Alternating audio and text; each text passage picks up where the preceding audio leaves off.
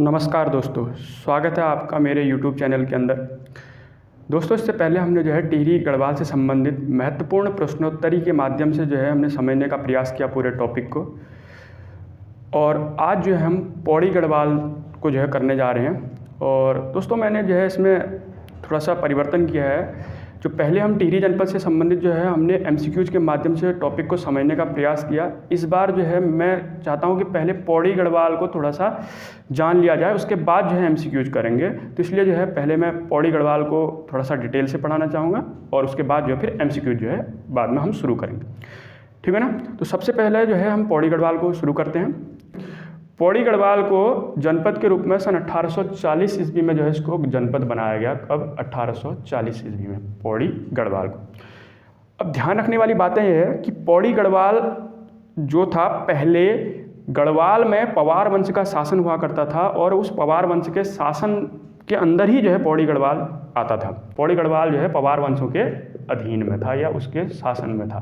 ठीक हो गया, पवार वंश। ठीक। अगली बात करें तो गढ़वाल के पवार वंश का एक शासक आता है जिसका नाम होता है अजयपाल। ध्यान से सुनना, अजयपाल। इस अजयपाल ने इस पौड़ी गढ़वाल के देवलगढ़ नामक स्थान को, किसको? देवलगढ़ को। इस देवलगढ़ को राजधानी बनाया 1512 ईस्वी में। कब बनाया? 1512 ईस्वी में, ध्यान रखना। उसके बाद जो है इस देवलगढ़ से राजधानी को शिफ्ट किया किसने? इस अजयपाल ने। कहाँ पर को? श्रीनगर के अंदर। कहाँ पर को शिफ्ट किया? श्रीनगर। कब शिफ्ट किया? 1517 ईस्वी को। तो ध्यान रखना, इस पौड़ी गढ़वाल पर गढ़वाल के पवार वंशों का शासन स्थापित था और पवार वंश के शासक अजयपाल ने पौड़ी गढ़वाल के देवलगढ़ को अपनी राजधानी बनाया। कब? 1512 ईस्वी में। उसके पश्चात देवलगढ़ से राजधानी श्रीनगर को जो है ट्रांसफ़र कर दिया किसने? अजयपाल ने। कब किया? 1517 ईस्वी में। ये दोनों ही बहुत महत्वपूर्ण क्वेश्चन है, इसको थोड़ा सा ध्यान रखना। उसके बाद क्या हुआ इस पौड़ी गढ़वाल के? अगर इतिहास की आगे बात करी जाए तो अजयपाल से लेकर के प्रद्युम्न शाह, कौन? प्रद्युम्न शाह तक, पवार वंश का शासक है प्रद्युम्न शाह तक। इस प्रद्युम्न शाह तक, अजयपाल से लेकर के यहाँ तक, यानी कि 1804 ईस्वी की बात हो रही है। 1804 ईस्वी के अंदर भी कब की बात कर रहे हैं हम? 14 मई सन 1804 एक युद्ध लड़ा गया 14 मई 1804 को, जिस युद्ध को कहते हैं खुड़बुड़ा का युद्ध। कौन सा युद्ध? बहुत इंपॉर्टेंट है, खुड़बुड़ा का युद्ध। कहाँ हुआ था ये? देहरादून के अंदर। कहाँ हुआ? देहरादून के अंदर। क्लियर होगी बात। इस 14 मई 1804 ईस्वी में खुड़बुड़ा के युद्ध में किसके साथ हुआ? प्रद्युम्न शाह वर्सेज गोरखाओं के बीच में। इसके बीच में गोरखाओं। और जब ये युद्ध हुआ, खुड़बुड़ा का युद्ध, और इस युद्ध के बाद जो है गोरखाओं का शासन स्थापित हो गया। कहाँ पर को? इस जो है पवार वंश को पराजित करके प्रद्युम्न शाह की हत्या होगी और जो है इसके बाद जो है यहाँ पर को गोरखाओं का शासन स्थापित होगा। अब जो है 1804 ईस्वी से यहाँ पर को 1815 ईस्वी तक शासन किसका स्थापित रहा? गोरखाओं का शासन स्थापित रहा। किसका? गोरखा लोगों का जो है शासन स्थापित रहा, ये ध्यान रखना। उसके बाद हुआ क्या आगे की स्टोरी में? 1815 ईस्वी में इस जो है प्रद्युम्न शाह का पुत्र था जिसका नाम था सुदर्शन शाह। क्या नाम था? सुदर्शन शाह। इस सुदर्शन शाह ने अंग्रेजों से सहायता मांगी और अंग्रेजों की सहायता से गोरखाओं को पराजित किया गया और पराजित करने के पश्चात 1815 में संगोली की संधि होती है और 4 मार्च 1816 ईस्वी को नेपाल सरकार के द्वारा इस संगोली की संधि को जो है प्रमाणिक रूप से मान लिया जाता है। ये बात थोड़ा सा ध्यान रखना। अब इस संधि के तहत गोरखा यहाँ से चले गए।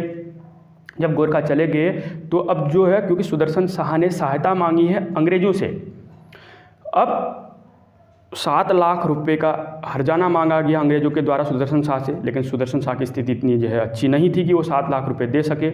इसलिए जो है अब जो है गढ़वाल क्षेत्र का बंटवारा कर दिया गया और बंटवारे के तहत सुदर्शन शाह को अंग्रेजों के द्वारा टिहरी वाला क्षेत्र दिया गया, जिसको टिहरी रियासत के रूप में जो हमने पढ़ चुके हैं। और टिहरी रियासत पर बैठने वाला पहला शासक कौन था? सुदर्शन शाह। ये बहुत ज़्यादा जो है पूछा जाता है और हम बात कर चुके थे। फिर सुदर्शन शाह के बाद जो अगला शासक बना था वहाँ पर को कौन था? उसका नाम था भवानी शाह। उस भवानी शाह के बाद जो है अगला शासक बना प्रताप शाह, फिर बना कीर्ति शाह, फिर बना नरेंद्र शाह, फिर बना मानवेंद्र शाह। और 1 अगस्त 1949 को टिहरी रियासत का भारत में विलय हो गया था मानवेंद्र शाह के समय में। ये जो है इसका पूरा का पूरा का हिस्ट्री है। ठीक है ना। अब यहाँ पर को समझने वाली बात है, ये तो हमने जो है थोड़ा सा बैकग्राउंड बना के चला।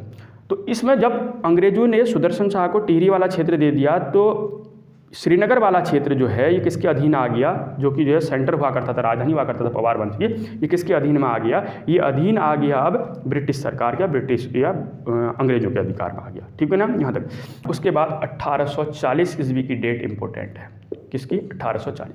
ऐसा क्या हो गया 1840 में? 1840 ईस्वी में अंग्रेजों ने ब्रिटिश गढ़वाल का मुख्यालय जो श्रीनगर था, इस श्रीनगर से पौड़ी में ट्रांसफ़र कर दिया। कब किया?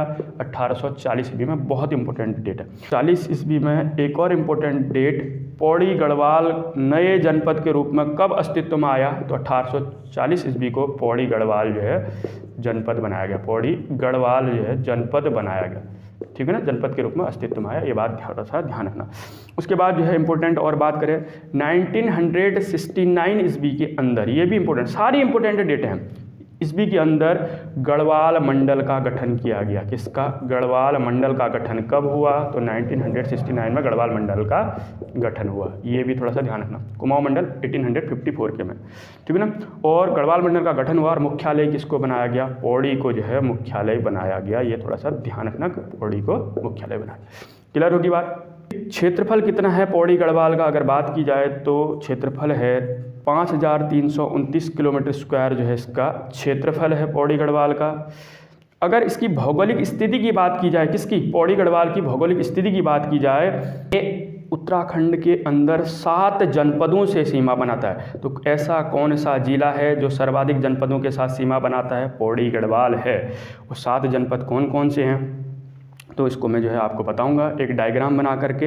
याद जो है बहुत आसानी से हो जाता है, मैं एक बार लिख रहा हूँ फिर डायग्राम बना के अभी समझाता हूँ। 7 जनपद कौन कौन से हैं? एक है देहरादून। कौन सा जनपद? देहरादून जनपद। दूसरा जनपद कौन सा है? तो आप कहोगे कि भाई हरिद्वार। दूसरा कौन सा है? हरिद्वार।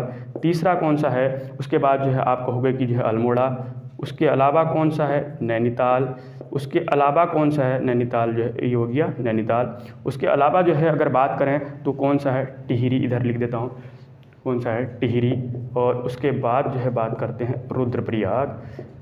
कितने हो गए? रुद्रप्रयाग, ठीक है ना। 4 2 6 हो गए। और एक कौन सा बच गया जिसका नाम है चमोली। दोस्तों ये याद नहीं करना है, रटना नहीं है, बहुत आसानी से जो है समझ में। पहले मैं आपको डायग्राम से बताऊंगा कि कैसे जो है वो कौन कौन से जनपद कैसे अटैच करते हैं, लेकिन उससे पहले एक बार रिपीट। 1840 ईस्वी में हुआ क्या? श्रीनगर से जो है ब्रिटिश जो का मुख्यालय था श्रीनगर, उससे पौड़ी शिफ्ट किया गया। 1840 ईस्वी में पौड़ी जनपद का गठन हुआ। 1969 में गढ़वाल मंडल का गठन या मुख्यालय जो है पौड़ी बनाया गया। और क्षेत्रफल कितना है पौड़ी गढ़वाल का? तो कहोगे 5329 किलोमीटर स्क्वायर। कितने जनपदों से सीमा बनाता है? सर्वाधिक जो है 7 जनपदों से सीमा बनाता है। कौन कौन? ये मैंने बनाया है डायग्राम, थोड़ा सा रफली है, थोड़ा सा समझना कैसे करना है। ये जो है एक छोटा सा जो है एक नमूना, ठीक है ना। इसको क्या करेंगे, ऐसे आपको बनाना है। मैं बाद में जो है उत्तराखंड का भौगोलिक परिचय जो है चैप्टर पढ़ाऊंगा, उसमें पूरा बनाना सिखाऊंगा। ये जो है आपको ऐसे कर दिया, उसके बाद जो है ऐसे मिलाया, यहाँ से पकड़ो इसकी टांग और आगे ले जाओ। फिर जो है आप इसको जो है यहाँ से नीचे कर दो, एक कट मार के यहाँ से नीचे लाओ। उसके बाद यहाँ से बीच से पकड़ो, यहाँ उठा दो और इसके नीचे जो है एक डायग्राम ऐसे बनाओ। इसके बीच से पकड़ करके इसको यहाँ उठाओ और यहाँ से पकड़ करके इसको इधर कर दो।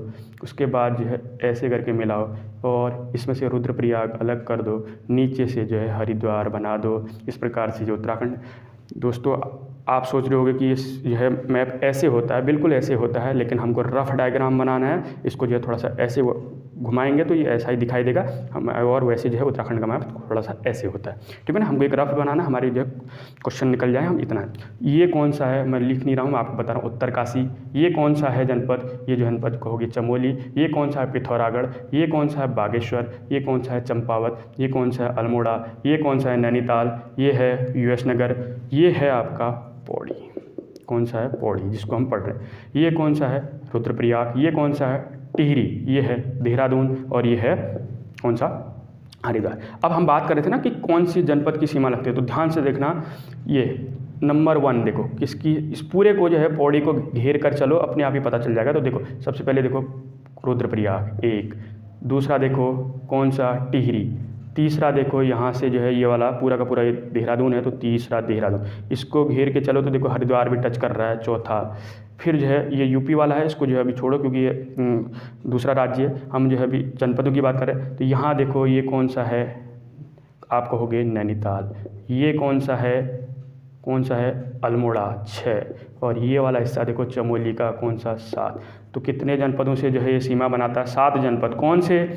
रुद्रप्रयाग, टिहरी, देहरादून, हरिद्वार, और ये है नैनीताल, और ये ऊपर कौन सा हो गया? अल्मोड़ा, और ऊपर जो है ये चमोली। तो 7 जनपदों से सीमा बनाता है। इसको जो है आपको थोड़ा सा ध्यान रखना है, बहुत आसान है। थोड़ा सा जो है अगर डायग्राम बनाई है तो मैं और भी बता दूं, ये 3 जनपद जो है किसके साथ सीमा बनाते हैं? नेपाल के साथ सीमा बनाते हैं। और ऊपर के ये 3 जनपद जो है किसके साथ सीमा बनाते हैं? चाइना के साथ सीमा बनाते हैं। और ये जो है 2 जो है किसके साथ सीमा बनाते हैं? हिमाचल प्रदेश के साथ बनाते हैं। 1, 2, 3, 4, 5 ये किसके साथ सीमा बनाते हैं? ये 5 यूपी के साथ सीमा बनाते हैं। ये मैं जो है जब पहला चैप्टर पढ़ाऊंगा तो उसको जो है आपको बताऊंगा कि उत्तराखंड का भौगोलिक परिचय कैसे है, ठीक है ना। तो आपको ये समझ में आ गया होगा कि 7 जनपद, सर्वाधिक जो है उत्तराखंड के जनपदों से सीमा बनाने वाला जो है जिला कौन सा है? पौड़ी गढ़वाल, ठीक है। अब आगे बढ़ते हैं। पौड़ी गढ़वाल के अंदर जो है नदी तंत्र की अगर बात की जाए तो बहुत आसानी से इसको समझ सकते हैं। क्या? एक नदी है नयार नदी। कहाँ से उद्गम होता है इस नयार नदी का? मान के चलो कि ये दूधातोली श्रेणी है। कौन सी? दूधातोली श्रेणी। तो दूधातोली श्रेणी है, इस दूधातोली श्रेणी से नदी निकलती है। कौन सी? पश्चिमी और पूर्वी नयार, ठीक है ना। कौन सी नदियाँ निकलती है? पश्चिमी नयार और पूर्वी नयार नदियाँ निकलती हैं। सपोज करो एक को जो है कोई सा भी ऊपर नीचे को जो है कहीं से भी एडजस्ट कर लो। तो देखो एक को हम बनाते हैं पश्चिमी नयार, एक को बना लेते हैं हम पूर्वी नयार, ठीक हो क्या ना। पश्चिमी नयार और पूर्वी नयार कहाँ पर को मिलती है? जिस जगह पर को मिलती है उसका नाम है सतपुली नामक स्थान पर ये नदी मिल जाती है, ठीक हो गया। इस सतपुली से आगे ये नयार नाम से जो है आगे बढ़ती है। किस नाम से? नयार नाम से ये नदी आगे बढ़ती है, नयार नदी कहा जाता है, ठीक। अब जो है बात करते हैं ये नयार नदी, ऊपर से एक नदी आ रही है, इस नदी का नाम है क्या? गंगा। तो गंगा में मिल जाती है, गंगा नदी में कहाँ पर को? ब्यास घाट के पास फूलचट्टी नामक स्थान पर। कौन सी? फूलचट्टी, ब्यास घाट के पास स्थित फूलचट्टी नामक स्थान पर ये नदी कौन सी? नयार नदी किस पर मिल जाती है? गंगा नदी पर मिल जाती है। ये बात थोड़ा सा ध्यान रखना। और फिर ये आगे को गंगा के नाम से बह रही है, ठीक है ना। इतना जो है आपको समझ में आ गया। अब जो है हमने बात करी, हम एक को जो है पूर्वी नयार कह लेते हैं, चलो इसको कह लेते हैं पूर्वी नयार, और एक को हम कह लेते हैं पश्चिमी नयार, ठीक हुई ना। पश्चिमी नयार 2 शाखाओं कहाँ से निकल ली? दूधातोली श्रेणी से। अब एक और इम्पोर्टेंट बात, इसी पूर्वी नयार को शूलीगाड़ भी कहा जाता है। क्या कहा जाता है? शूलीगाड़। तो शूलीगाड़ कहते हैं, जबकि इस पश्चिमी नयार को जो है ढाई जूली गाड़ कहा जाता है। क्या कहा जाता है? ढाई जूली गाड़ कहा जाता है। ये इंपॉर्टेंट बात हो गया, इसको भी समझना। ढाई जूली गाड़ लगभग 78 किलोमीटर बहती है, और जो है वो है शूली गाड़ वो लगभग 109 किलोमीटर जो है ये बहती है, ठीक है ना। कहाँ पर को मिलती है? सतपुली नामक। अब दूधातोली, उत्तराखंड का पामीर किसे कहा जाता है? तो उत्तराखंड का पामीर कहा जाता है, दूधातोली श्रेणी को उत्तराखंड का पामीर कहा जाता है। ये दूधातोली का, दूधातोली श्रेणी से जो है पहली बात ही कौन कौन से जनपदों में इसका विस्तार है? तो 3 जनपदों में। आप कहोगे कौन कौन से? मैं बोल रहा हूँ, पौड़ी में इसका विस्तार है, उसके अलावा चमोली में इसका विस्तार है, इसके अलावा अल्मोड़ा में इसका विस्तार है। तो 3 जनपदों में पौड़ी, चमोली और अल्मोड़ा जनपद में इसका जो है फैला हुआ है। इस दूधातोली श्रेणी से 5 प्रमुख नदियाँ निकलती हैं। उन 5 प्रमुख नदियों के नाम मैं यहाँ लिख देता हूँ, कौन कौन से हैं। सबसे पहली बात पश्चिमी रामगंगा। कौन सी? तो पश्चिमी रामगंगा नदी निकलती है एक जो हमने बात करी। पश्चिमी नयार नदी निकलती है दूसरा। पूर्वी नयार नदी निकलती है, हमने अभी बात करी, तीसरा। उसके अलावा एक नदी जिसका नाम है आटागाड़ नदी, आटागाड़ नदी निकलती है, जो कि पिंडर नदी की जो है सहायक नदी है। इस बात को ध्यान रखना। उसके अलावा जो है कितने हो गए? 4 हो गए। एक नदी कौन सी है? तो आप हो गए वूनो नदी जो है, ये 5वीं नदी है। तो एक बार दोबारा बात करते हैं। इस दूधातोली श्रेणी से पूर्वी नयार, पश्चिम नयार मिलती कहाँ है? सतपुली। फिर नयार नाम से आगे बढ़ती है, गंगा नदी में मिलती है ब्यास घाट के फूलचट्टी नामक स्थान पर। पूर्वी नयार को शूलीगाड़ कहते हैं, लगभग 109 किलोमीटर बहती है। पश्चिमी नयार को ढाई जूलीगाड़ कहते हैं, 78 किलोमीटर लगभग जो है बहती है। उसके बाद इस दूधातोली श्रेणी को उत्तराखंड का पामीर कहा जाता है। और ये कहाँ फैला हुआ है? तो आप कहोगे पौड़ी में फैला हुआ है, चमोली में फैला हुआ है और अल्मोड़ा में फैला हुआ है। और यहाँ से 5 प्रमुख नदियाँ निकलती, कौन सी? पश्चिमी रामगंगा, पश्चिमी नयार, पूर्वी नयार, आटागाड़ जो कि पिंडर की सहायक और बूनो नदी, ये 5 प्रमुख नदियाँ। और एक और बात, इसी दूधातोली श्रेणी के पास में एक ताल है, यहाँ मैं यहाँ लिख देता हूँ, कौन सा ताल? दुग्ध ताल। किस कहाँ पर को स्थित है? तो पौड़ी गढ़वाल में है। और किसके नज़दीक है? तो दूधातोली श्रेणी के नज़दीक स्थित है। जब नदियों की बात करें दोस्तों जो है थोड़ा सा और अगर आप सुनना चाहो तो नदियों के बारे में मैं और आपको बता सकता हूँ, तो इसको थोड़ा सा ध्यान से सुनो। एक बार मैं थोड़ा सा तेज़ी से बताऊँगा, थोड़ा सा इंपॉर्टेंट नदियाँ हैं पेपर के लिए जो है 2-3 दिन में पेपर होने वाला है, तो शायद कोई जो है फंस जाए। दोस्तों आप थोड़ा सा समझना, देखो क्या नदियाँ हैं आप बात करते हैं। चमोली जनपद में एक जो है एक ग्लेशियर है सतोपंथ ग्लेशियर। आप ऐसा सोचो सतोपंथ ग्लेशियर, इस सतोपंथ ग्लेशियर के सतोपंथ जो है ताल नामक स्थान से एक नदी निकल रही है, ये सपोज करो, ठीक, ये नदी निकली।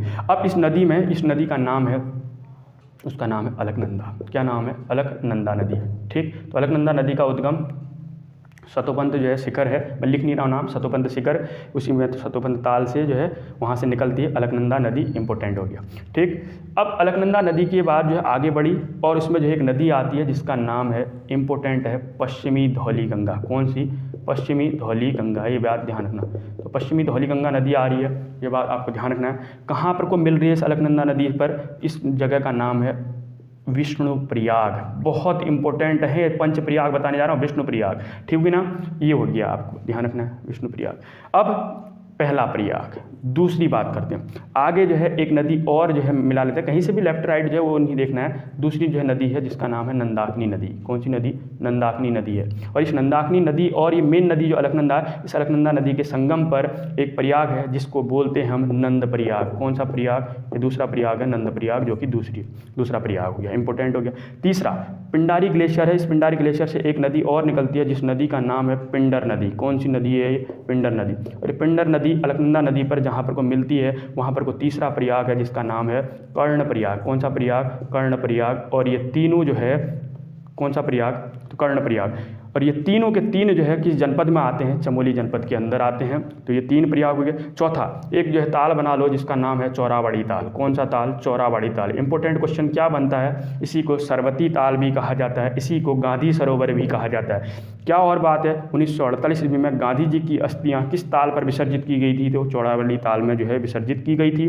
यहाँ से नदी निकलती है जिस नदी का नाम है, कौन सी नदी? मंदाकिनी नदी। कौन सी नदी है? मंदाकिनी। और इसी के निकट जो है केदारनाथ मंदिर भी स्थित है। इस मंदाकिनी नदी और मेन जो है अलकनंदा नदी के संगम पर जो प्रयाग है जिसका नाम है रुद्रप्रयाग। कौन सा प्रयाग? रुद्रप्रयाग। और ये प्रयाग नंबर 4।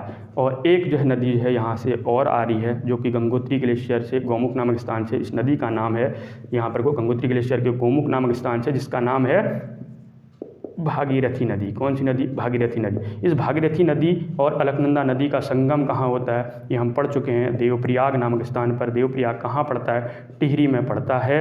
ये बात आपको ध्यान रखना है। इसको साश कहा जाता है और इसको जो है बहू नाम से भी जाना जाता है। किसको? अलकनंदा नदी को। कहाँ है ये? अलकनंदा नदी को जो है बहू नाम से जाना जाता है, ये आपको ध्यान रखना है। और यहाँ के बाद जो है अब नदी आगे को गंगा के नाम से। और अभी हमने बोला कि व्यास घाट के फूलचट्टी नामक स्थान पर एक हमने नयार नदी और मिला दी।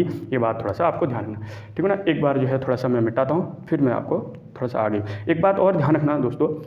पंच प्रयाग में 5 प्रयाग आते हैं, इसके अलावा कुछ भी लिखाओ, सोन प्रयाग लिखाओ, गणेश प्रयाग लिखाओ, केशव प्रयाग लिखाओ, लेकिन वो पंच प्रयागों में शामिल नहीं है। केवल इन 5 प्रयाग, पहले मैं दोबारा बोल रहा हूँ, विष्णु प्रयाग एक, पश्चिमी धौली गंगा और अलकनंदा नदी के संगम पर कौन सा प्रयाग? विष्णु प्रयाग। दूसरा नंदाकिनी और जो है अलकनंदा नदी के संगम पर दूसरा प्रयाग नंद प्रयाग। तीसरा पिंडर नदी और अलकनंदा नदी के संगम पर तीसरा प्रयाग कर्ण प्रयाग। और ये तीनों प्रयाग कहाँ है? चमोली जनपद के अंदर है। उसके बाद चौराबाड़ी ताल, इंपॉर्टेंट क्वेश्चन क्या? सरवती ताल भी बोलते हैं, गांधी सरोवर भी बोला जाता है। 1948 ईस्वी के अंदर जो है किस ताल में गांधी जी की अस्थियां विसर्जित की गई? आंसर होगा चौराबाड़ी ताल। निकलती है कौन सी नदी? मंदाकिनी। इसी के किनारे स्थित है केदारनाथ मंदिर। कहाँ पर को मिलती है? रुद्रप्रयाग। तो चौथा प्रयाग रुद्रप्रयाग जनपद के अंदर ही है। 5वां प्रयाग गंगोत्री ग्लेशियर के गोमुख नामक स्थान से एक नदी निकलती है उत्तरकाशी के अंदर, भागीरथी नदी। भागीरथी नदी जो है यहाँ पर को आती है और यहाँ से जो है अलकनंदा नदी कहाँ पर को मिलती है? देवप्रयाग में। अब जो है इसके बाद इसका नाम क्या हो जाता है नदी का? गंगा नदी हो जाता है। ये बात आपको ध्यान रखना। और ये कहाँ सा जो 5वां प्रयाग है? टिहरी के अंदर देवप्रयाग स्थित है, जिसको हम पहले पढ़ भी चुके हैं। क्लियर होगी वो बात? समय बता। ये जो है अलकनंदा हो गया, ये जो है हमने बात करी भागीरथी नदी, थोड़ा सा शॉर्ट में अब हम पहुँच गए यहाँ देवप्रयाग में, ठीक है ना, देवप्रयाग। अब एक इम्पोर्टेंट क्या है, ये जो भागीरथी नदी है, कौन सी नदी? भागीरथी नदी। इस भागीरथी नदी जो ऊपर से आ रही थी, एक यहाँ से भिलंगना नदी आती है और यहाँ पर को जो है बसा हुआ है गणेश प्रयाग नामक, जो कि पुराना टिहरी है। यहाँ पर को टिहरी डैम के बारे में हम 2-3 बातें हम पहले ही पढ़ चुके हैं, मैं एक बार दोबारा रिकॉल कर देता हूँ। 260.5 मीटर ऊंचा है। टिहरी डैम किसके संगम पर है? भागीरथी और भिलंगना नदी के संगम पर है। जेम्स ब्रून ने इसका डिजाइन तैयार